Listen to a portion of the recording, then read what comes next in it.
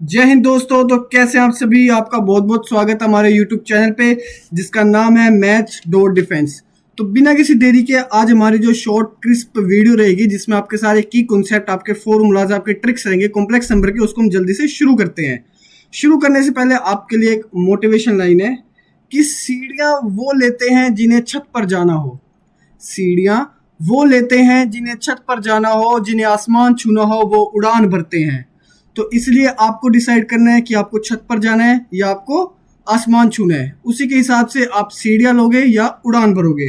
तो आपकी उड़ान के लिए हम आपके साथ हैं। उसके लिए पहली चीज़ हम कॉम्प्लेक्स नंबर में पढ़ेंगे। वो कॉम्प्लेक्स नंबर की नोटेशन है जिसको हम कहते हैं z equals to a plus iota b.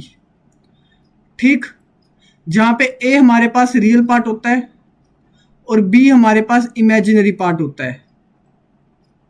ठीक है, कॉम्प्लेक्स नंबर को हम आर्गन प्लेन में जो है वो हम उसकी नोटेशन करते हैं ज्योमेट्रिकली। अगर मैं ए प्लस आयोटा बी लेता हूं तो जो ए होता है हमारे पास, ए ये हमारे पास रियल एक्सिस पर होता है और जो बी होता है हमारे पास, ये हमारे पास इमेजिनरी एक्सिस पर होता है। इमेजिनरी एक्सिस हमें पता है ये कार्टेशियन प्लेन होता है। और जो हमारे पास हॉरिजॉन्टल लाइन होती है वो हमारे पास रियल एक्सिस होती है, रियल एक्सिस। और जो हमारे पास वाई एक्सिस होती है जिसको हम वर्टिकल बोलेंगे, ये हमारे पास होती है इमेजिनरी एक्सिस। ठीक है, इमेजिनरी एक्सिस। अगर हमारे पास कोई भी एक कॉम्प्लेक्स नंबर है, फॉर एग्जांपल 3 + 2 आयोटा, तो मैं इसको इस तरह लिख सकता हूँ 3, 2। और अगर मेरे को इसको ग्राफ में प्लॉट करना हो तो एक्स एक्सिस पर मैं 3 लूंगा और वाई एक्सिस पर मैं 2 लूंगा। तो मेरा कहीं ना कहीं पॉइंट यहां पर आएगा 3, 2। और इसी को 3, 2 को मैं 3 + 2 आयोटा की फॉर्म में लिख सकता हूं। आई बात समझ में। उसके बाद तुम्हारे पास दूसरी चीज आती है, a प्लस आयोटा बी अगर हमारे पास 0 के इक्वल है तो दिस इंप्लाइज जो उसका रियल पार्ट है वो भी 0 है एंड इमेजिनरी पार्ट भी 0 होना चाहिए। दोनों पार्ट हमारे पास 0 होने चाहिए। थर्ड हमारे पास प्रॉपर्टी आती है कि अगर हमारे पास दो कॉम्प्लेक्स नंबर इक्वल हैं, a प्लस आयोटा बी अगर c प्लस आयोटा डी के इक्वल है तो दिस इंप्लाइज जो उसके रियल पार्ट होंगे वो सेपरेटली इक्वल होंगे और जो उसके इमेजिनरी पार्ट होंगे वो सेपरेटली इक्वल होंगे। ठीक है, मतलब कि जो a होगा ये a c के इक्वल होगा और ये b d के इक्वल होगा। आई बात समझ में। फोर्थ हमारे पास कहती है कि अगर हमने दो कॉम्प्लेक्स नंबर को ऐड करना है, a प्लस आयोटा बी में अगर हमने ऐड करना है c प्लस आयोटा डी, तो जो हमारे पास रियल पार्ट हैं वो ऐड होते हैं प्लस आयोटा और इमेजिनरी पार्ट एक दूसरे में ऐड होते हैं। रियल पार्ट में ऐड होता है और इमेजिनरी पार्ट में ऐड होता है। फिफ्थ पॉइंट हमारे पास क्या आता है कि अगर हमारे पास दो कॉम्प्लेक्स नंबर्स को अगर हमने सब्ट्रैक्ट करना हो, ये आया और यहां पे हमने माइनस का निशान लगाया और c प्लस आयोटा डी लिखा, तो इसको मैं किस तरह लिख सकता हूं, a plus iota b minus c minus iota d. अब a और c को एक साथ ले लो और इमेजिनरी टर्म्स को एक साथ ले लो, रियल और इमेजिनरी टर्म्स को एक साथ कंबाइन कर लो, तो ये आएगा a माइनस सी। और मैं यहां से अगर प्लस आयोटा ले लूं तो मेरे पास आएगा b माइनस डी। ये कॉम्प्लेक्स नंबर की होगी सब्ट्रैक्शन। उसके बाद जो हमें कॉम्प्लेक्स नंबर में 6 प्रॉपर्टी हमारे पास सामने आती है, इसको नोट करते रहना साथ साथ में। जहां भी तुमने कॉम्प्लेक्स नंबर पढ़ा है उसके आगे 2 पेज छोड़ लो या उसके बाद 2 पेज छोड़ लो, ये सारी प्रॉपर्टीज एक साथ लिख लेना तुम्हारी क्विक रिवीजन के लिए। ठीक है, उसके बाद हमारे पास आता है, अगर हमारे पास दो कॉम्प्लेक्स नंबर है z1, z2, तो ये कभी कंपेयर नहीं किए जा सकते, कैन नॉट बी कंपेयर्ड। तुम्हारे पास प्रीवियस ईयर में भी एक क्वेश्चन आया है। क्वेश्चन इस तरह से, मान लो मैं दे दूं 3 + 2 iota is greater than 1 + iota, ये पॉसिबल ही नहीं है। This is not possible, I cannot say. ठीक है, क्योंकि हमने बोला है two complex numbers cannot be compared. ठीक, उसके साथ हम 7th पॉइंट पे हम बात करते हैं एडिटिव इनवर्स की। हम किसकी बात करेंगे? एडिटिव इनवर्स की। एडिटिव इनवर्स अब क्या होता है? एडिटिव इनवर्स एक ऐसा नंबर होता है कि उसको गिवन नंबर में ऐड करो तो हमारे पास जीरो आ जाएगा। अगर हमने एक कॉम्प्लेक्स नंबर लिया है, कॉम्प्लेक्स नंबर मैंने लिया है z, तो इसमें क्या ऐड करूं कि जीरो बन जाए? इसमें मैं ऐड करूंगा माइनस ऑफ z, ठीक है, तो हमें जीरो देगा। मतलब कि किसी भी कॉम्प्लेक्स नंबर की जो एडिटिव आइडेंटिटी होती है वो क्या होती है? जीरो। इसको हम कहते हैं एडिटिव आइडेंटिटी, आइडेंटिटी। और जिस नंबर को हम ऐड करते हैं उसको हम कहते हैं एडिटिव इनवर्स, एडिटिव इनवर्स। किसी भी नंबर में हम क्या ऐड करें कि वो जीरो बन जाए, तो जीरो को हम एडिटिव आइडेंटिटी बोलते हैं, और जो हम ऐड करेंगे उसको हम एडिटिव इनवर्स बोलते हैं, ठीक है। एडिटिव आइडेंटिटी का मतलब क्या होता है कि हम किसी भी नंबर में जीरो ऐड करेंगे तो वो सेम नंबर दे देगा। ये मतलब होता है एडिटिव आइडेंटिटी का, एक ऐसा नंबर कि उसको किसी भी नंबर में ऐड करो तो वो सेम नंबर हमें दे दे, ठीक। उसके बाद हमारे पास एट्थ पॉइंट में हमारे पास आता है multiplicative inverse. Multiplicative inverse, multiplicative क्या इनवर्स होता है? अगर हमारे पास एक कॉम्प्लेक्स नंबर z है तो इसमें हम कौन सा नंबर मल्टीप्लाई करें कि हमारे पास 1 आ जाएगा। हम z में, मेरे पीछे बोलो, हम z में अगर 1/z को मल्टीप्लाई कर दें तो हमारे पास 1 आएगा। यहां पे जो 1 है इसको हम कहते हैं मल्टीप्लिकेटिव आइडेंटिटी, मल्टीप्लिकेटिव आइडेंटिटी। और इस 1/z पूरे को हम बोलते हैं मल्टीप्लिकेटिव, इसको मैं शॉर्ट में लिख रहा हूं मल्टीप्लिकेटिव इनवर्स। आई बात समझ में? अब अगर तुम्हें कोई बोल दे कि 3+2 आयोटा का मल्टीप्लिकेटिव इनवर्स क्या होता है, तो तुम लिखोगे 1/3+2 आयोटा। अब इसको सोल्व करने के लिए तुम मेरी जान यहां पे रैशनलाइज कर दोगे, ठीक है। अब इस रैशनलाइजेशन को सोल्व करके जो भी तुम्हारे पास आंसर आएगा ये तुम्हारे पास इस क्वेश्चन का सॉल्यूशन होगा, इसका मल्टीप्लिकेटिव इनवर्स होगा। आई बात मेरी समझ में? ठीक है। इसके बाद जो हमें करेंगे वो करेंगे कॉन्जुगेट। क्या करेंगे हम पढ़ेंगे कॉन्जुगेट कि कॉन्जुगेट क्या होता है। मैं दोबारा बोल रहा हूं, ये जो वीडियो है तुम्हारी क्विक रिकैप के लिए कि तुम्हें सारी चीजें तुम्हारे दिमाग में आ जाए जितने भी तुमने कॉम्प्लेक्स नंबर में पढ़ी है। कॉन्जुगेट ऑफ z, पहली प्रॉपर्टी, अगर हमारे पास z जो है वो a+i है तो हमारे पास z बार किसके इक्वल होता है? a-i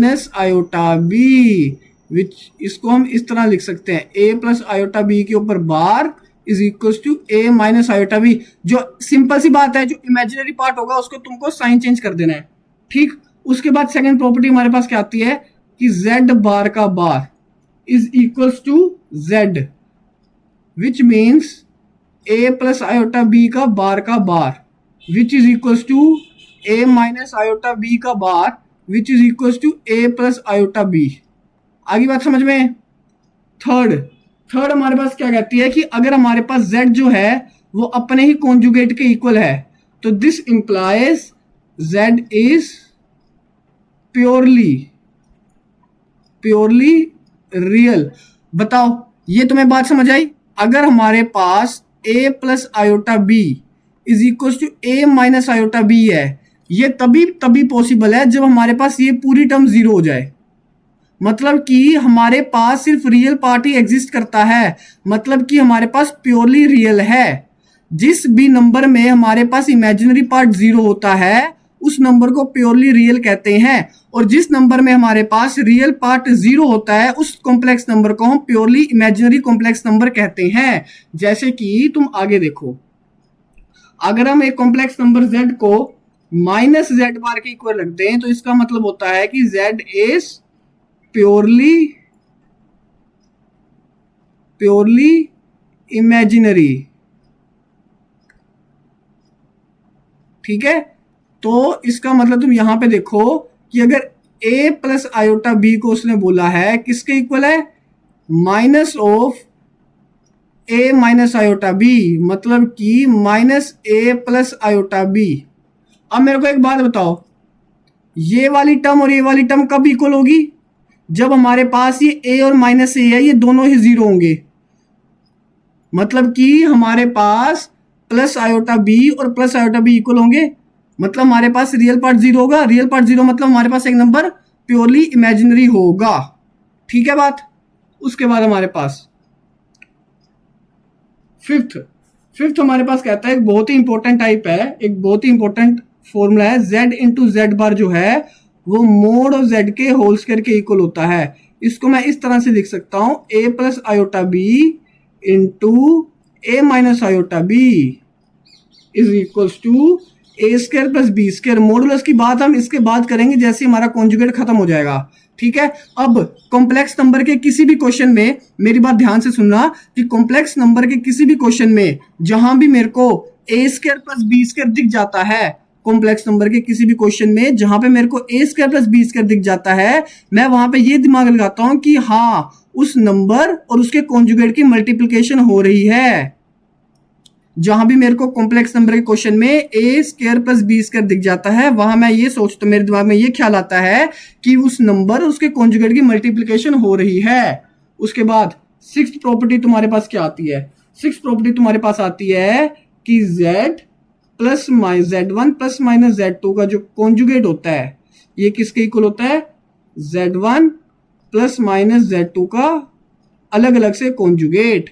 उसके बाद सेवंथ प्रॉपर्टी कॉन्जुगेट की हमारे पास आती है कि कॉन्जुगेट जो है वो मल्टीप्लिकेशन में भी अलग अलग हो जाता है।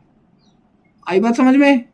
उसके बाद हमारे पास एट्थ प्रॉपर्टी क्या है कि जो कॉन्जुगेट है वो डिवीजन में भी, इस पूरे का अगर मैं कॉन्जुगेट ले लूं, ये डिवीजन में भी अलग अलग हो जाता है। ये प्रॉपर्टी आई। जहां पे इस पे ध्यान देना कि जो हमारे पास ये डिनोमिनेटर है, ये डिनोमिनेटर है, ये नॉट इक्वल टू जीरो होना चाहिए। यहाँ पे कंडीशन आएगी where z2 is not equal to zero. आई बात समझ में, नहीं तो वो इन्फिनिटी बन जाएगा। नाइन्थ प्रॉपर्टी, जल्दी जल्दी से आज हम सारी प्रॉपर्टीज वगैरह देख लेंगे। नाइन्थ प्रॉपर्टी हमारे पास क्या कहती है कि किसी भी कॉम्प्लेक्स नंबर के कॉन्जुगेट की पावर हम n कर दें तो वो किसके इक्वल होता है, उस कॉम्प्लेक्स नंबर की पावर n और उसका कॉन्जुगेट। मतलब जो पावर है वो कॉन्जुगेट के अंदर आ सकती है और पावर कॉन्जुगेट के बाहर जा सकती है। आई बात समझ में। उसके बाद टेंथ प्रॉपर्टी हमारे पास क्या कहती है कॉन्जुगेट की, कि अगर हमारे पास z1 कोमा z2 ये हमारे पास टू कॉम्प्लेक्स नंबर्स हैं, क्या है, टू कॉम्प्लेक्स नंबर्स, तो हमारे पास z1 z2 का bar plus z1 bar z2 is equals to twice of real part of z1 z2 bar. जहां पे मैंने जो ये चीज लिखी है इसका मतलब है रियल पार्ट। क्या मतलब है इसका, रियल पार्ट। आई बात समझ में, अरे बोल आई बात समझ में, ठीक, मजे। इसके बाद हम यहां पे कर लेते हैं मॉडुलस। उसके बाद हमारे पास क्या आता है, हमारे पास आता है मॉडुलस। क्या आता है हमारे पास, मॉडुलस। मॉडुलस को हम किस तरह लिखते हैं, हम मॉडुलस को लिखते हैं मोड ऑफ z। तो पहली प्रॉपर्टी हमारे पास मॉडुलस की क्या आती है कि अगर हमारे पास z is equal to a plus iota b है तो हमारे पास z का मोड किसके इक्वल होगा, बताओ z का मोड किसके इक्वल होगा, under the root a square plus b square. होगा नहीं होगा बताओ, होगा। चलो उसके बाद हमारे पास सेकंड प्रॉपर्टी इसमें क्या आती है, सेकंड प्रॉपर्टी कहती है कि मोड ऑफ z या मोड ऑफ z का बार या mode of minus of z या mode of minus of z का बार ऑल आर इक्वल, क्या कहती है कि ये सब क्या होते हैं, इक्वल। ठीक है, क्योंकि इक्वल कैसे होते हैं, स्क्वायर तो हमेशा पॉजिटिव वैल्यू देगा। ठीक है, हमारे पास कोई भी नंबर है, अब मान लो मैं 3 + 2 आयोटा का मोड करता हूं तो मेरे पास आता है √3² + 2²। और यहां अगर मैं 3 - 2 आयोटा का मोड करता हूं तो वो भी मेरे पास क्या आएगा, 3² + -2², वो भी मेरे पास आएगा 3² + 2² के। आई बात समझ में? ठीक है, इसलिए सारी टर्म्स जो होती हैं वो इक्वल होती हैं। उसके बाद थर्ड हमारे पास कहता है कि जो मॉडुलस में जो n होता है अंदर, ये हमारे पास बाहर भी जा सकता है। पावर जैसे कॉन्जुगेट में अंदर बाहर हो सकती थी, पावर मॉडुलस में भी अंदर बाहर हो सकती है। उसके बाद हमारे पास आता है जो मॉडुलस मल्टीप्लिकेशन में अलग अलग हो जाता है, मॉडुलस मल्टीप्लिकेशन में अलग अलग हो जाता है। सिमिलरली मॉडुलस डिवीजन में भी अलग अलग हो जाता है। आई बात समझ में? लाडले, आ रही है बात समझ में कि नहीं आ रही? उसके बाद हमारे पास आता है Z1 + Z2 का होल स्क्वायर। इसका हमारे पास फॉर्मूला बनता है Z1² + Z2² plus twice of real part of Z1 Z2 बार। उसके बाद हमारे पास 7th प्रॉपर्टी जो मॉडुलस की बनती है वो क्या बनती है कि जो हमारे पास Z1 - Z2 का बार होता है, इसको मैं इक्वेशन 1 दूंगा, होता है वो मोड ऑफ Z1 का square plus mod of Z2 का whole square minus twice of real part of Z1 Z2 bar. आई बात समझ में? इसको मैं इक्वेशन 2 दूंगा। अब हमारे पास ऐड करो 1 + 2, तो हमारे पास 8th प्रॉपर्टी बनेगी हमारे पास मोड ऑफ Z1, यहाँ पे 2 लगाओ, मोड ऑफ Z1 + Z2 का whole square plus mod of Z1 - Z2 का whole square is equal to, ये चीज कट जाएगी, जो प्लस माइनस है कट जाएगी, तो हमारे पास आएगा twice of mode of Z1² plus mod of Z2²। आई बात समझ में? उसके बाद हमारे पास 9th प्रॉपर्टी आती है, अगर मैं 1 और 2 को माइनस कर दूं, जब मैं 1 और 2 को माइनस करूंगा तो मोड ऑफ Z1 + Z2 का whole square plus mod of Z1 - Z2 का whole square is equals to, minus करूंगा तो 4 of real part of Z1 Z2 bar. आई बात समझ में? उसके बाद हमारे पास मॉडुलस की हमारे पास 10th प्रॉपर्टी आती है। मॉडुलस की 10th प्रॉपर्टी क्या कहती है कि हमारे पास मोड ऑफ Z1 + Z2 जो होता है वो less than equal to mod of Z1 + mod of Z2 होता है। उसके बाद और इसको हम यूज करते हैं, इसको कहाँ यूज करते हैं, for maximum value find questions. ठीक है, उसके बाद हमारे पास 11th प्रॉपर्टी आती है, mod of Z1 - Z2 is always greater than equal to mod of Z1 - mod of Z2। और इसको हम यूज करते हैं मिनिमम वैल्यू वाले, मिनिमम वैल्यू जहां पे पूछी हुई है वो वाले क्वेश्चंस में। आई बात समझ में? अब इन दोनों में देखो, इन दोनों में इफ Z1 = Z2, अगर हमारे पास Z1 Z2 के इक्वल आते हैं तो mod of Z1 + mod of Z2 is equals to mod of Z1 + mod of Z2 and mod of Z1 - Z2 is equals to mod of Z1 - mod of Z2। ये कब है? जब हमारे पास Z1 = Z2 हो जाएगा। उसके बाद हमारे पास 12th आती है, ट्वेल्थ हमारे पास प्रॉपर्टी क्या कहती है कि mod of AZ1 minus BZ2 का whole square plus mod of BZ1 minus AZ2 का whole square is equal to A square plus B square. क्या होती है? A square plus B square into mod of Z1 square plus mod of Z2 square. आई बात समझ में? उसके बाद जो हमारे पास आता है कॉन्जुगेट तुम्हारे पास हो गया, ठीक है, तुम्हारे पास मॉडुलस हो गया। उसके बाद हमारे पास एक नोट डाल के लिखो, नोट डाल के एक चीज लिखो कि अगर हमारे पास z is equals to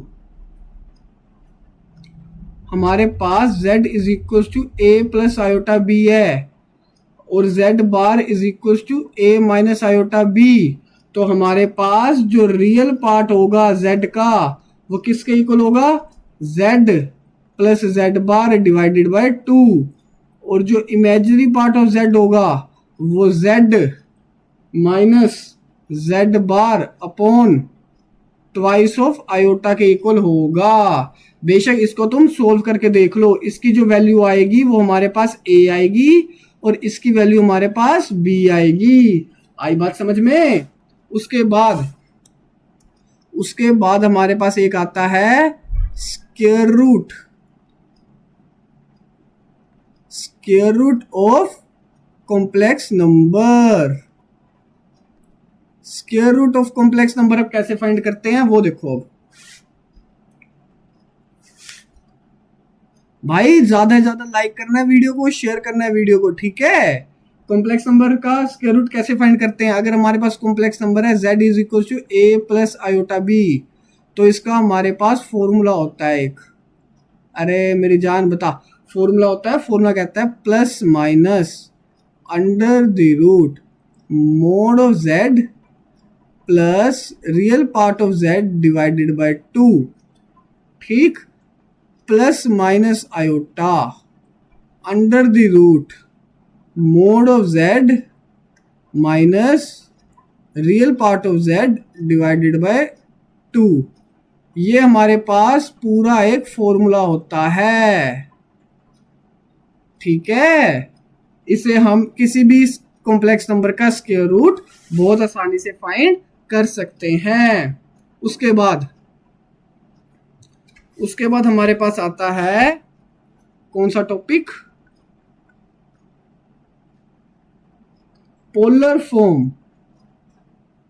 form, या हमारे पास आता है मॉडुलस एम्पलीट्यूड फॉर्म। आई बात समझ में? पोलर फॉर्म या हमारे पास आती है मॉडुलस एम्पलीट्यूड फॉर्म। इसमें देखो क्या होता है हमारे पास कि ये हमारे पास एक हमारे पास प्लेन है। क्या है? ये प्लेन है और यहाँ पे हमारे पास कोई पॉइंट है x, y, मतलब कि ये जो होगा ये हमारे पास x होगा, ये हमारे पास y होगा। तो अगर मैं यहाँ से पाइथागोरस थ्योरम लगाऊं, पाइथागोरस थ्योरम लगा के जो मेरे पास ये आता है, ये किसके इक्वल आता है? X square plus y square. आता है नहीं आता है? आता है। और यहाँ से मेरे पास जो कोस थीटा की वैल्यू आती है वो मेरे पास किसके इक्वल आती है? X upon under the root x square plus y square. और मेरे पास जो साइन थीटा है वो मेरे पास किसके इक्वल आता है? वो मेरे पास आता है equal y upon under the root x square plus y square. अब इसी x square plus y square को हम क्या कहते हैं? हम कहते हैं मोड। हम क्या कहते हैं? मोड, जो मैंने तुम्हें ऊपर मॉडुलस पढ़ाया है। और इसी की हम नोटेशन करते हैं आर के साथ।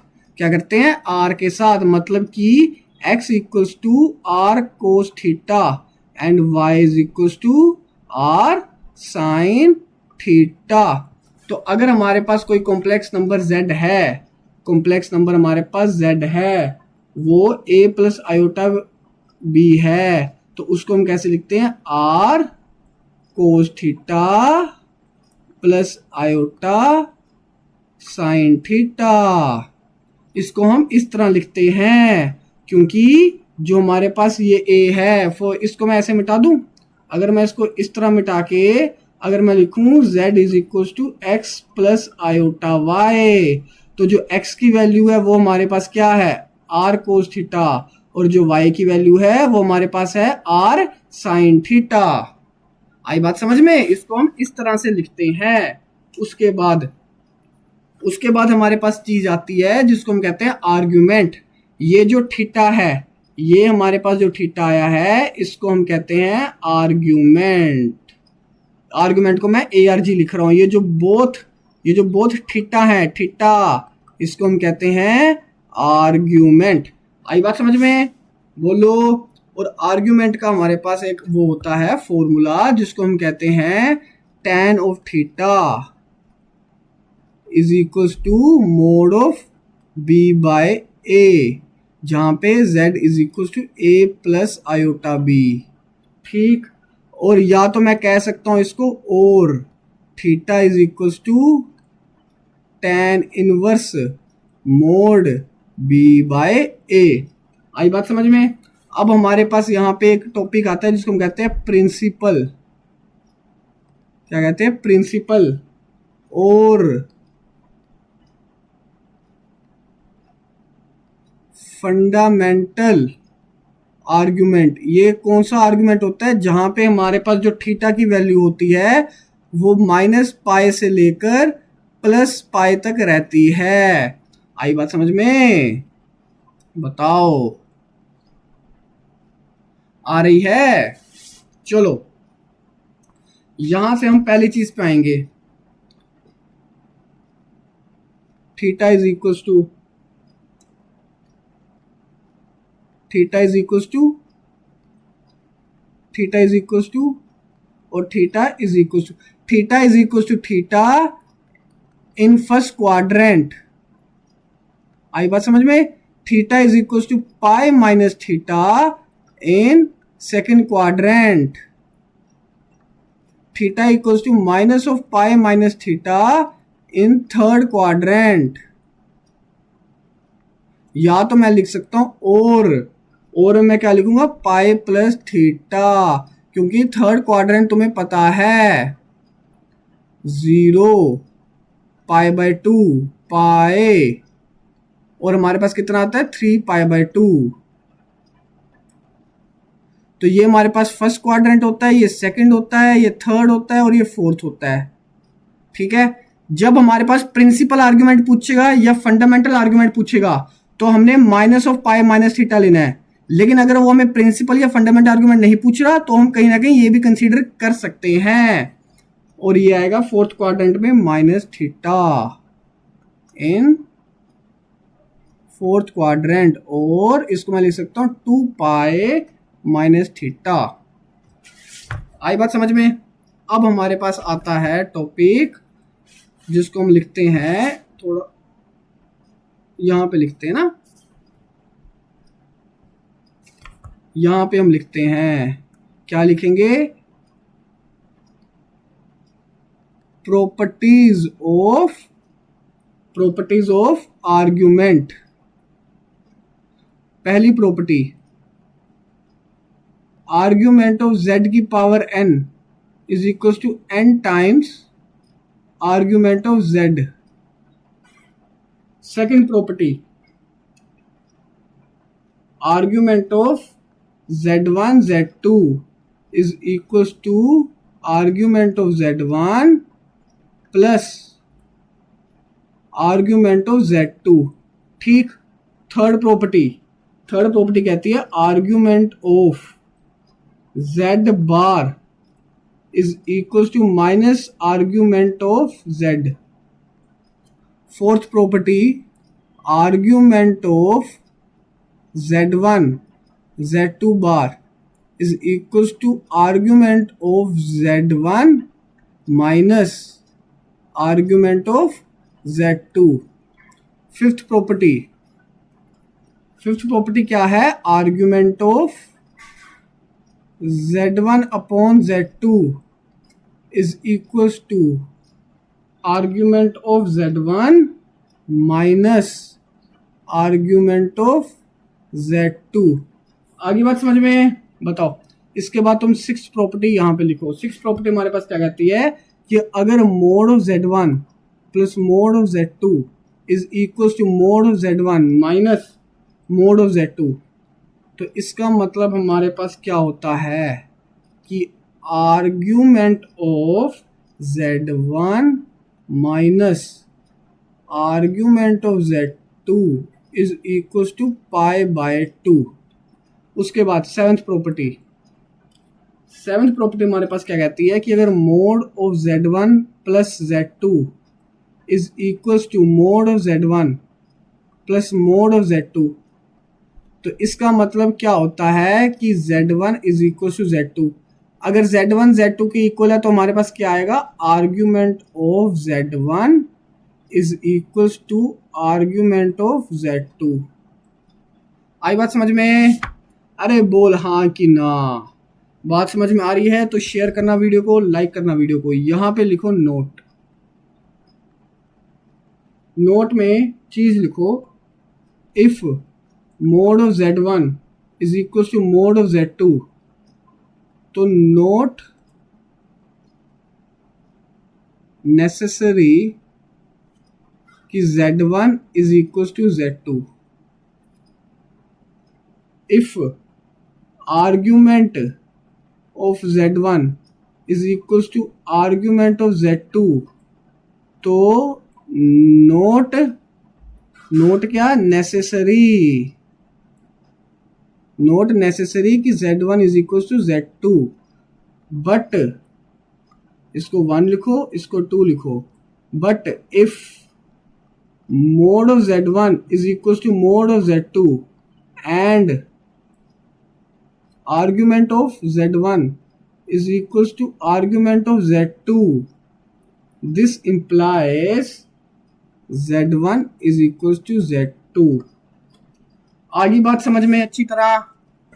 चलो आगे बात समझ में तो अपने लिए तालियां मारो और हम अगले टॉपिक की तरफ प्रस्थान करते हैं। जो अगला टॉपिक हमारे पास है वो हमारे पास आता है, क्या आता है, क्यूब रूट ऑफ यूनिटी। क्या आता है, cube root of unity. Complex number मेरी जान थोड़ा सा बड़ा है तो थोड़ा सा टाइम लग सकता है इसमें। तो क्यूब रूट ऑफ यूनिटी, पहली बात तो हमारे पास x cube minus 1 is equal to 0 के हमारे पास रूट्स होते हैं। क्यूब रूट ऑफ यूनिटी में हमारे पास 1 ओमेगा और ओमेगा स्क्वायर आता है। जब हम इसको सोल्व करेंगे तो ए क्यू माइनस बी को a minus b into a square plus a b plus b square is equal to 0। तो यहाँ से हमारे पास 3 रूट निकलेंगे, जो निकलेगा 1 ओमेगा और ओमेगा स्क्वायर। ठीक, हमारे पास जो ओमेगा होता है इसकी वैल्यू हमारे पास क्या होती है, -1 प्लस आयोटा √3/2। ठीक, और ओमेगा स्क्वायर की वैल्यू होती है -1 माइनस आयोटा √3/2। आई बात समझ में? इसमें आपको एक चीज ध्यान रखनी है कि मैं जो सोचता हूं वो ये है कि कॉम्प्लेक्स नंबर के क्वेश्चन में जहां भी मेरे पास आयोटा के साथ √3 आ जाए, कॉम्प्लेक्स नंबर के क्वेश्चंस में जहां भी मेरे पास आयोटा के साथ √3 आ जाए, तो मैं हमेशा कोशिश करता हूं कि उसको ओमेगा और ओमेगा स्क्वायर में चेंज कर लूं। ये बात ध्यान रखना, कोई नहीं बताएगा कि जैसे ही कॉम्प्लेक्स नंबर में मैं आयोटा के साथ √3 देखता हूं तो मैं उसको ओमेगा या ओमेगा स्क्वायर में चेंज करने की कोशिश करता हूं। ठीक है, उसके बाद हमारे पास प्रॉपर्टी आती है। प्रॉपर्टी में पहली प्रॉपर्टी तुम ये लिखना कि 1 और ओमेगा का जो मोड होता है इन सब का ये सेम होता है। सेकंड प्रॉपर्टी तुम लिखना कि जो इनका सम होता है, sum of cube root of unity is equal to 0। Third तुम लिखना product of cube root of unity is always 1। Fourth लिखना कि ओमेगा की पावर अगर हम n कर दें तो वो हमारे पास 3 आंसर्स देगा, या तो 1, या तो ओमेगा, या तो ओमेगा स्क्वायर। उसके बाद फिफ्थ प्रॉपर्टी हमारे पास क्या कहती है कि ओमेगा की पावर 3 का मल्टीपल कर दो तो हमारे पास 1 रहेगा। सिक्स्थ प्रॉपर्टी हमारे पास क्या कहती है कि जो ओमेगा है वो ओमेगा स्क्वायर का कॉन्जुगेट है, और जो ओमेगा स्क्वायर है वो ओमेगा का कॉन्जुगेट है। सेवंथ प्रॉपर्टी कहती है जो ओमेगा है वो 1 अपॉन ओमेगा स्क्वायर है, और जो ओमेगा स्क्वायर है वो 1 अपॉन ओमेगा है। उसके बाद एट्थ प्रॉपर्टी हमारे पास क्या कहती है, वो देखो, एट्थ प्रॉपर्टी हमारे पास कहती है कि 1 प्लस ओमेगा की पावर r प्लस ओमेगा की पावर 2r, ये जब खुलेगा तो ये हमें आंसर देगा या तो 0 या तो 3। 0 कब देगा, जब हमारे पास r नॉट मल्टीपल ऑफ 3, और हमारे पास 3 देगा व्हेन r मल्टीपल ऑफ 3। आई बात समझ में? अरे आ गई तो बता यार। उसके बाद नाइन्थ और 10th साथ साथ लिख देता हूं कि what is argument of omega और what is argument of omega square. ये हमारे पास आता है 2π/3, और ये हमारे पास किसके इक्वल आता है 4π/3 के। खत्म हो गया तुम्हारे पास ये भी। साथ साथ लिखते रहो, साथ साथ लिखते रहो। नेक्स्ट हमारे पास आती है यूलर्स फॉर्म। यूलर्स फॉर्म बहुत इंपॉर्टेंट है। यूलर्स फॉर्म में पहली चीज लिखो, e की पावर आयोटा थीटा किसके इक्वल होता है, cos theta plus iota sine theta. दूसरी चीज लिखो, e की पावर माइनस आयोटा थीटा किसके इक्वल होता है, cos theta minus iota sine theta. तीसरी चीज लिखो, r e की पावर आयोटा थीटा किसके इक्वल होता है, r कोस theta plus iota sine theta. आई बात समझ में? अब यूलर्स फॉर्म, जहां भी मेरे पास cos theta plus iota sine theta की फॉर्म में प्लस माइनस मल्टीप्लाई डिवाइड कुछ भी हो रहा है, तो मैं सबसे पहले उसको यूलर्स फॉर्म में चेंज कर लेता हूं, क्योंकि मेरे को एक्सपोनेंशियल फंक्शंस की कुछ प्रॉपर्टीज पता है। ठीक है, तो जहां भी मेरे को क्वेश्चन में कोई क्वेश्चन अगर मेरे को इस फॉर्म में दे दिया हुआ है, cos theta 1 plus iota sine theta 1 into, या प्लस कर दूं मैं, cos theta 2 plus iota sine theta 2, और डिवाइड भी कुछ इसी फॉर्म में कर दूं, तो मेरे पास सबसे पहले जो मेरे दिमाग में चीज आती है कि इसको यूलर्स फॉर्म में चेंज कर दो। ठीक है, यूलर्स फॉर्म। उसके बाद मेरे पास क्या आता है, डी मोरविस थ्योरम। डी मोरविस थ्योरम ये हमारे पास कब लगती है, जब n जो होता है हमारे पास इंटीजर, इसको मैं क्या कहता हूं, इंटीजर।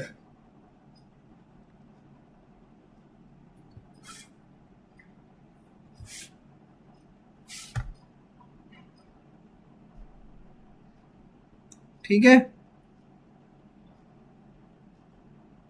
अब डी मोरविस थ्योरम को मैं थोड़ा साइड पे लिखूंगा। ठीक है, पेज शायद ये पे खत्म हो गया ये वाला, पता नहीं क्यों, पर चलो कोई बात नहीं, हमें तो हमारा सिलेबस कंप्लीट करना ही है।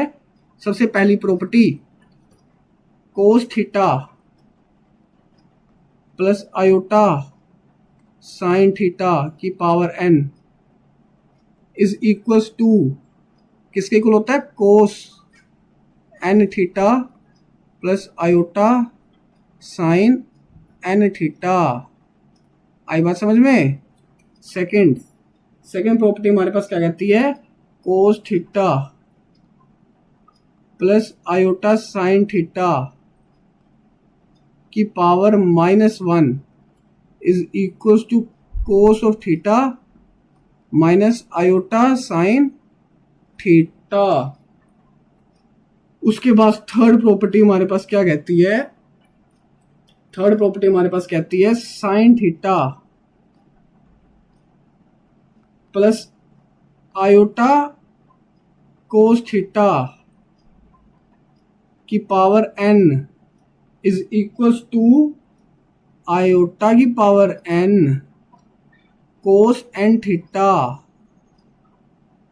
Cos n theta. अच्छा लगेगा, cos n theta minus iota sine n theta. ठीक है। फोर्थ प्रॉपर्टी हमारे पास क्या कहती है कि cos 0 plus iota sine 0 is equal to 1, जिसको हम कहते हैं प्योरली रियल। फिफ्थ प्रॉपर्टी हमारे पास क्या कहती है कि cos pi by 2 plus iota sine pi by 2 is equal to iota, जिसको हम कहते हैं प्योरली इमेजिनरी। आई बात समझ में? उसके बाद हमारे पास सिक्स्थ क्या रहता है? Cos of pi plus iota sine pi is equal to -1। आई बात समझ में? और एक चीज पता है मैं कैसे किस तरीके से सोचता हूं, जहां पे मेरे को मानो इसी फॉर्म का कोई क्वेश्चन है, देखो इसी फॉर्म का एक क्वेश्चन है मेरे पास, ये यूलर्स फॉर्म में, और यहाँ पे +1 लिख दिया गया साथ में। ठीक है, तो मैं इस +1 को ना मैं इस फॉर्म में चेंज करूंगा। पहले जहां पे मेरा सारा क्वेश्चन ही साइन थीटा कोस थीटा में जा रहा है, तो मैं 1 को भी साइन थीटा कोस थीटा की फॉर्म में लिखूंगा। आई बात समझ में? ठीक है। उसके बाद हमारे पास सेवेंथ आता है। सेवेंथ क्या आता है? Cos of minus theta plus iota sine minus theta is equals to cos theta minus iota sine theta. आगे बात समझ में? बोल, आई कि नहीं आई? आई।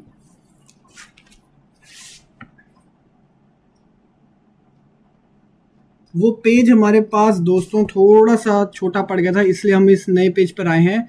और इस नए पेज पर मैंने तुम्हारा टाइम बचाने के लिए पहले ही सारी चीज़ें लिख ली हुई हैं, जिसकी वजह से तुम्हारा टाइम बचेगा। तो आज हम जो टॉपिक कर रहे हैं, जो हम अभी टॉपिक करेंगे, वो हम करेंगे geometric applications of complex number. अगर हमारे पास एक कॉम्प्लेक्स नंबर है जिसको मैं a = Z1 लिखता हूँ और b = Z2 लिखता हूँ, तो हमारे पास कार्टेशियन प्लेन में, या हम कॉम्प्लेक्स नंबर का जो आर्गेंट प्लेन बोलते हैं, उसके लिए हमारे पास 2 पॉइंट होंगे। तो ये 2 पॉइंट दिखाते क्या हैं? ये 2 पॉइंट बेसिकली हमारे पास डिस्टेंस बिटवीन Z1 और Z2 है। तो जो ये लाइन है, ये डिस्टेंस है, distance between Z1 and Z2 AB, ये किसके इक्वल आएगा? ये mode of Z2 minus Z1 के इक्वल आएगा। जो मोड होता है मॉडुलस, ये मॉडुलस बेसिकली कुछ नहीं होता। जब हमने पढ़ा था तो हमने कुछ इस तरह पढ़ा था, मॉडुलस जो होता है वो ये होता है, यहाँ पे आता है R। ठीक है, ये R क्या? ये डिस्टेंस ही तो है। तो मॉडुलस कुछ नहीं होता, मॉडुलस बेसिकली हमारे पास डिस्टेंस ही होता है। तो सेकंड पॉइंट पर आओ, distance of a point PZ from origin. Origin हमारे पास 0 0 है, और ये हमारे पास PZ एक पॉइंट है। ये जो पॉइंट है ये हमारे पास PZ है, इसका डिस्टेंस क्या होगा ओरिजिन से? Distance of a point PZ from origin कितना होगा? मोड ऑफ Z के इक्वल होगा। आई बात समझ में? उसके बाद आता है if PZ is mid point of AZ1 and BZ2। ठीक है, अगर हमारे पास PZ जो है वो मिड पॉइंट है AZ1 एंड BZ2 का, तो जो Z होता है उसमें मिड पॉइंट फॉर्मूला हम लगाएंगे Z1 + Z2 डिवाइडेड बाय 2। ये हमारे पास कंडीशन आएगी। उसके बाद इस पे स्टार मार्क कर लेना, बहुत इंपॉर्टेंट है। If Z1, Z2, Z3 are the vertices of equilateral triangle, तो हमारे पास पहली कंडीशन आती है कि mod of Z1 is equal to mod of Z2 is equal to mod of Z3 and Z1 plus Z2 plus Z3 is equal to 0। अगर मैं if now Z1 को 1 ले लूँ, Z2 को ओमेगा ले लूँ और Z3 को ओमेगा स्क्वायर ले लूँ, तो क्या मेरे पास ये कंडीशन सेटिस्फाई हो रही है? क्या मेरे पास इक्वेशन 1 सेटिस्फाई हो रही है? मेरे को पता है क्यूब रूट ऑफ यूनिटी का मॉडुलस 1 होता है सबका और sum of cube root of unity 0 होते हैं। मतलब कि हमारे पास यहाँ पे आएगा क्यूब रूट ऑफ यूनिटी जो है ये हमारे पास वर्टिसेस होते हैं, they are the vertices of an equilateral triangle. ये क्वेश्चन पेपर में बहुत बार आया हुआ है कि cube root of unity forms the equilateral triangle. ठीक है, इक्विलेटरल ट्रायंगल की मैंने तुम्हारे पास एक कंडीशन बता दी है, इस कंडीशन को हमारे पास cube root of unity satisfy करते हैं। सेकंड कंडीशन हमारे पास जो इक्विलेटरल ट्रायंगल की होती है वो ये होती है कि Z1 square plus Z2 square plus Z3 square is equal to Z1 Z2 plus Z2 Z3 plus Z3 Z1। ठीक, एक हमारे पास थर्ड कंडीशन आती है इक्विलेटरल ट्रायंगल को फॉर्म करने की। पेपर में तुम्हें कोई भी कंडीशन दे सकता है कि Z1 minus Z2 plus 1 upon Z2 minus Z3 plus 1 upon Z3 minus Z1 is equal to 0। इनमें से जो सबसे ज़्यादा कंडीशन यूज होती है वो फर्स्ट और सेकंड है। ठीक, ये हो गया। अब हमारे पास आता है पॉइंट नंबर 5। पॉइंट नंबर 5 में तुम्हें स्ट्रेट लाइंस में पढ़ा होगा, अगर नहीं पढ़ा तो मैं तुम्हें यहाँ पे बता देता हूँ। जो हमारे पास फॉर्मूला आएगा एरिया ऑफ ट्रायंगल का वो हमारे पास ऐसे आएगा, ये डिटर्मिनेंट का साइन होता है। डिटर्मिनेंट निकालना है x1 x2 x3 y1 y2 y3 और 1 1 1। ये हमारे पास फॉर्मूला होता है एरिया ऑफ ट्रायंगल फॉर्म करने का। ठीक है, तो अगर तुम्हें ये फॉर्मूला नहीं पता तुम स्ट्रेट लाइंस वाले चैप्टर में पढ़ोगे आगे। अब पॉइंट नंबर 6 पे देखो। पॉइंट नंबर 6 का कह रहा है हमें Z1 Z2 Z3 vertices of triangle then centroid. Centroid का फॉर्मूला तुम्हें पढ़ा ही हुआ है, ये होता है सेंट्रोइड का फॉर्मूला। तो सिंपल तुमने फॉर्मूला पुट कर देना है। ठीक है, ये हमारे पास ज्योमेट्रिक एप्लीकेशन में। फिर जो अगला पार्ट हमारे पास आता है वो आता है लोकस। ये हमारे पास कंडीशन होती है, पेपर में डायरेक्ट ही पूछ लेता है। इसका जो लोकस होता है वो होता है line perpendicular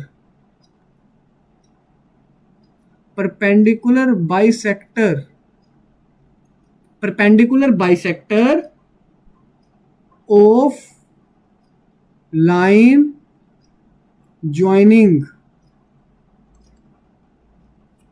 Z1 and Z2। Z1 क्या होगा?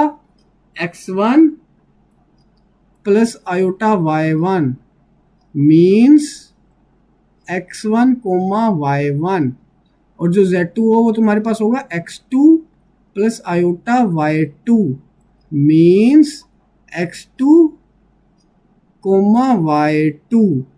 ये होगा तुम्हारे पास। इसका लोकस क्या होगा? Line perpendicular bisector of line joining Z1 and Z2। जो सेकंड है इसका जो लोकस हमारे पास आता है वो हमारे पास सर्कल आता है। ठीक, जो हमारे पास थर्ड कंडीशन है, थर्ड कंडीशन का जो हमारे पास लोकस आता है वो आता है पेयर ऑफ स्ट्रेट लाइंस। क्या आता है? Pair of straight lines. ठीक है, और जो ये स्ट्रेट लाइंस आती है कौन कौन सी आती है तुम्हें पता है? x plus y is equal to 0 और x minus y is equal to 0। ये कैसे आता है? जब तुम z को x plus iota y put करोगे और z बार को x minus iota y put करोगे तो सोल्व करके आता है। इसका जो लोकस होता है वो एक स्क्वायर होता है। या तो वो तुम्हें क्वेश्चन में स्क्वायर दे देगा ऑप्शन में, या तो तुम्हें बोलेगा सेट ऑफ 4 लाइंस। हमें पता है सेट ऑफ 4 लाइंस हमारे पास स्क्वायर बनाएगी। ठीक है, उसके बाद हमारे पास फिफ्थ देखो। फिफ्थ में क्या है? जो हमारे पास पहली कंडीशन है वो हमारे पास क्या देगी? एक लाइन। और जो सेकंड कंडीशन है वो हमारे पास देगी एक एलिप्स। जो हमारे पास सिक्स्थ है ये हमारे पास कंडीशन देगी एक हाइपरबोला। तुम्हें ये कंडीशन की कंडीशन याद होनी चाहिए, पेपर में डायरेक्ट ही पूछ लेता है। स्केयर वाली तो भाई पेपर में पूछी गई है और ये भी पेपर में पूछी गई है बहुत बार, तो ये भी पूछी गई है और ये भी पूछी गई है। उसके फिफ्थ और सिक्स्थ का यूज थोड़ा कम है लेकिन तुम्हें पता होनी चाहिए, ठीक। उसके बाद आते हैं हमारे पास इंपॉर्टेंट रिजल्ट्स। इंपॉर्टेंट रिजल्ट्स में हमारे पास पहला रिजल्ट आता है, अगर हमारे पास कोई भी number z plus one upon z का mod is equal to a है तो उसकी मैक्सिमम वैल्यू क्या होगी। इसकी मैक्सिमम वैल्यू मोड z का फॉर्मूला होता है a plus under root a square plus 4 mod b divided by 2, ठीक है। और मिनिमम वैल्यू का फॉर्मूला आता है, बस a के साथ माइनस लगा दो, अरे सॉरी यहाँ पे ये नहीं आएगा, अकेला 4 आएगा, ठीक है। a under root a square plus 4 divided by 2। Second देखो, सेकंड का फॉर्मूला भी सेम है। सेकंड में फॉर्मूला क्या आता है, सेकंड पॉइंट में under root a square plus 4 के साथ मोड भी आ जाएगा डिवाइडेड बाय 2, और इसका मिनिमम वैल्यू में माइनस आगे आ जाएगा, minus a plus under the root a square plus 4 mod b divided by 2। आई बात समझ में। उसके बाद पॉइंट नंबर 3 देखो। पॉइंट नंबर 3 कह रहा है कि इफ हमारे पास 3 कॉम्प्लेक्स नंबर है z1 z2 z3 और वो कोलिनियर है तो उसकी हमारे पास कंडीशन क्या होती है कि a z1 plus b z2 plus c z3 is equal to 0 where a plus b plus c is equal to 0। कहीं भी तुम्हें अगर क्वेश्चन में आ गया कि z1 z2 z3 कोलिनियर है तो तुम्हें कंडीशन लगा देनी है ये वाली, ठीक। उसके बाद ये क्वेश्चन तो हमें डायरेक्ट पेपर में पूछा गया, 3 complex numbers are in AP, तो हमारे पास दे lie on straight line in complex plane। कौन से प्लेन में, कॉम्प्लेक्स प्लेन में। अब हमारे पास फिफ्थ देखो, फिफ्थ हमारे पास एक इक्वेशन ऑफ सर्कल है, equation of circle. Equation of circle हमारे पास क्या कहती है, इस प्रकार है कि mod of z minus z naught is equal to r। जहां पे ये r है ये मेरे पास रेडियस होता है और जो z नोट है मेरे पास सेंटर है। ये जो z है ये हमारे पास एनी पॉइंट ऑन सर्कल, तो ये हमारे पास कंडीशन होती है, जो हमारे पास ये है ये हमारे पास एक कंडीशन है सर्कल फॉर्म करने की। इसी कंडीशन पे अगर मैं कहूं कि इफ जो हमारे पास सेंटर है वो हमारे पास 0,0 है तो यही कंडीशन मेरे पास बन जाएगी mod z is equal to r। बनेगी नहीं बनेगी, ऐसी इक्वेशन बन जाएगी। इसको मैं लिख सकता हूं mod z minus 0 is equal to, जो हमारे पास रेडियस होता है वो एक कांस्टेंट होता है तो मैं रेडियस को एक कांस्टेंट लिख दूंगा। मैंने इसको इस तरीके से भी लिख दिया। अरे आई तुम्हें बात समझ आ रही है कि नहीं आई। अगर मैं अब और तुम्हें एक चीज बताऊं कि mod of z minus z naught is equal to r, अब मैं करूंगा स्केयरिंग। स्केयरिंग करके मेरे पास क्या आएगा, जो मैंने तुम्हें पहले फॉर्मूला बताया, a square plus z nought का square minus twice of real part of z nought bar is equal to r square. इसको भी जरा ध्यान में रख लेना एक बार कि हाँ यार ऐसा कुछ भी बनता है, ठीक है। उसके बाद तुम्हारे पास सिक्स्थ है। सिक्स्थ तो तुम्हारे पास डायरेक्ट क्वेश्चन में बन जाता है कि x प्लस 1/x अगर 2 कोस थीटा के इक्वल है तो x to the power n plus 1 upon x to the power n किसके इक्वल होता है, 2 कोस n थीटा के।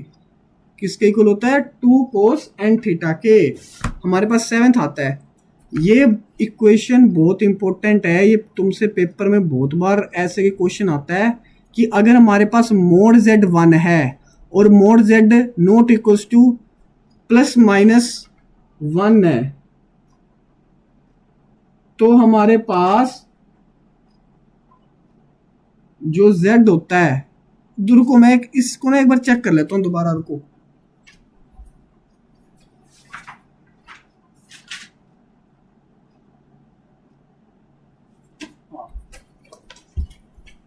ये थोड़ी सी ना यहाँ पे लिखने में गड़बड़ होगी, यहाँ पे सिर्फ z आएगा। मैं वही सोचूं दो चीजें इक्वल कैसे हो रही है ना, यहाँ पे सिर्फ z आएगा।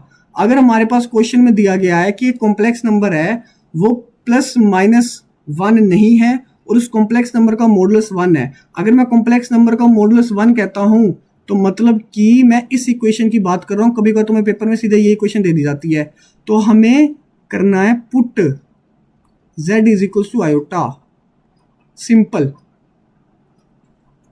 अगर हमारे पास इक्वेशन आती है कि mod z equals to 1 and z not equals to +-1, तो तुमने z को आयोटा पुट कर देना है, ठीक। उसके बाद तुम्हारे पास 9th आती है। अगर मैं इसमें यूलर्स फॉर्म अप्लाई करूं, क्या अप्लाई करूं, यूलर्स फॉर्म, इस सब को मैं e की पावर आयोटा थीटा लिख दूं, and we know that if bases are same then power gets added, तो ये पता क्या बनता है, ये तुम्हारे पास बनता है cos θ1 plus θ2 plus θ3 up to so on plus θn plus iota sine θ1 plus θ2 up to so on θn।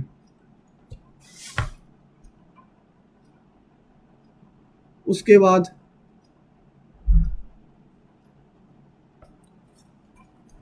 इस पर a³ माइनस b³ का फॉर्मूला लगाओ, चेंज कर लें कलर, तो तुम्हारे पास क्या आता है, a minus b into a square plus a b plus b square, और सिमिलरली नीचे क्या आता है, a plus b into a square minus a b plus b square.